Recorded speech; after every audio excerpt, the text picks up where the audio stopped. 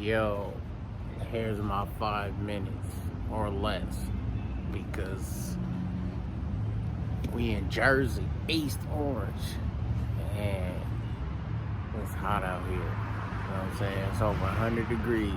Yo, yesterday, today, and tomorrow. But here's my 5 minutes or less. So, since it's hot and we ain't got no power, and I'm out here on the porch chilling, I'm gonna talk about a song. And one of the songs is 1,000 Springs.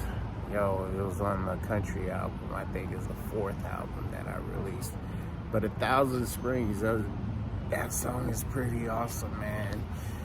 If you're interested, check it out. I got the material while I was on an LDC project.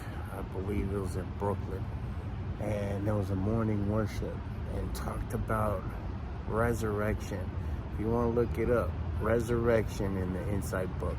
There's a last paragraph. It talks about the possibility of how Jesus will arrange the resurrection in the millennial reign. And it talks with the numbers. So it was pretty cool because it shows us a numbers game. And it's all about math. So I thought it was a cool concept because, of course, it's not. It was, the whole point is that potentially how could it happen? And the numbers at the time, it took the number from the calculations from Adam till the time of the Insight book being written. And it did the math of potentially how the resurrection will go. For the first 100 years would be the restoration of Earth. You know, it makes sense, allow the Earth to replenish itself. And then after that, the teaching work begins. If you resurrect 3% of the Earth's population from the beginning, Adam and Eve up to that point, it did the math that there would be enough people on Earth to support and help teach approximately 33 individuals to help each person resurrected, to help them teach every year. Teach them to the point where they can make a decision to if they want to live that life. So, and it brought out by the time of 400 years, from 100 to 400 years, everybody would have been resurrected because you increase the amount of people every year, every 24 years. So double it, and every 24 years, double it, until eventually, before 400 years, everybody that was alive from Adam and Eve till the time of the Insight book being written would be resurrected.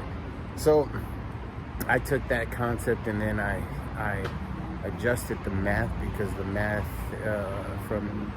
Insight book was written back in the 80s. So we're in 2026.